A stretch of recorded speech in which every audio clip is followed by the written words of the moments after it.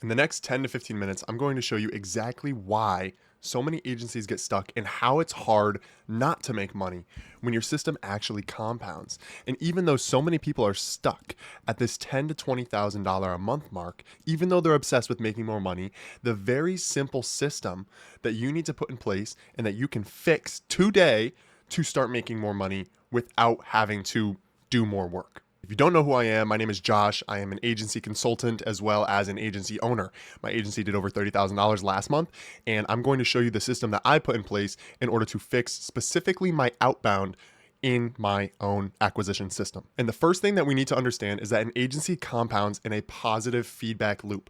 So what does this mean? It means that our outputs from our inputs create more inputs. Okay, that sounds a little confusing, so I'll show you exactly what that looks like in our acquisition system, right, in our agency. So when you have strong acquisition, you get more clients. The more clients you have, when you have strong fulfillment, gets you client results. Our results can be used as social proof as well as get us referrals, which there you go, already one way that you're getting more clients and more money. With these social proof, you can get easier acquisition because of, your trust and your authority that you're building online. You can show testimonials, you can have better landing pages, things like that. The problem is most people are stuck here. We don't have strong acquisition. We can't even start this positive feedback loop because our step one isn't locked in yet. So how do we fix this? The first thing that we need to do is look at acquisition as a whole, right? Before we can jump right into outbound, we need to see how everything is going to tie into itself. So you can see here, this is a giant map of acquisition laid out, including your outbound, your inbound, your paid, your retargeting, and how everything kind of links within itself. I made another video on this if you want to check it out. Today, we are just going to focus on outbound. Why? Why do I choose outbound as the first part of our acquisition system that we need to have locked down? The reason is outbound is the only part you can control from day one. It is the foundation of every other system that you're going to build in the future. Everything stacks on top of your outbound, right? But outbound isn't just about the volume of messages that you're sending. It's about the sequence. And this is probably where most of you are going, well, I do outbound.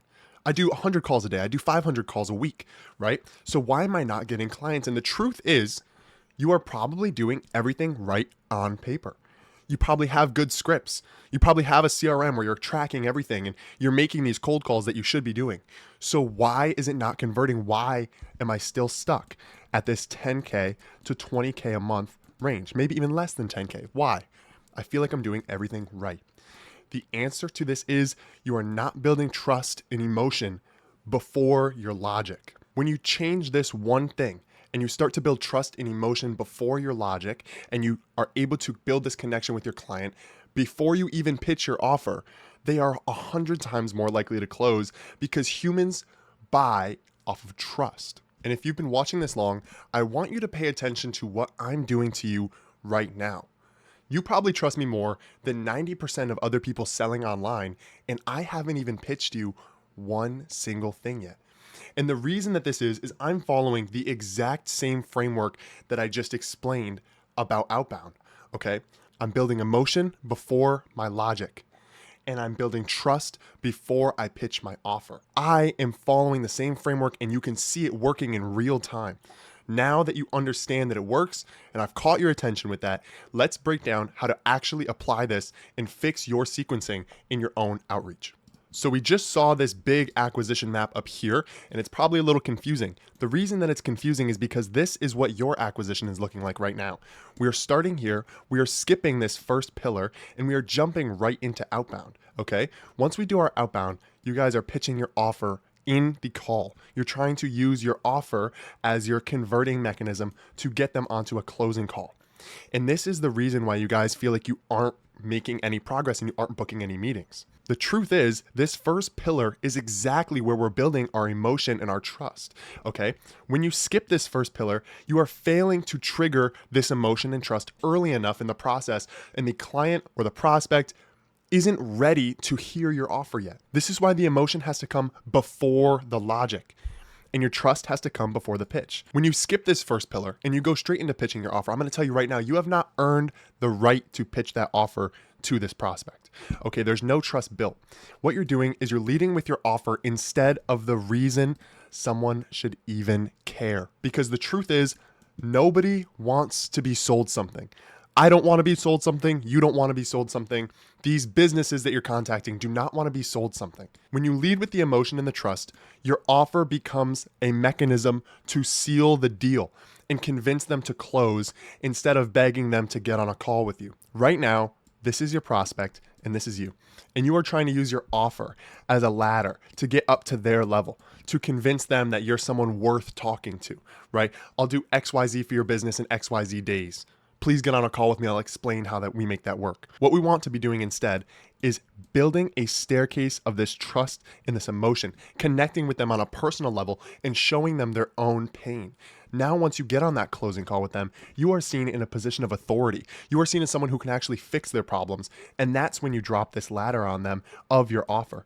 And it seems like it's the perfect, safest way for them to commit to this. It's a no-brainer. It's irresistible. You've already built this giant lever of trust and authority. They will close after you've already established that you have the right to pitch this offer. Earlier, when you're trying to pitch it in the setting call, you have not earned the right to pitch your offer yet. Now you have. And once they understand and they feel like you have the right to give them this offer, they will close every single time. So let's go through this together. Stop pitching your offer on the first message or call.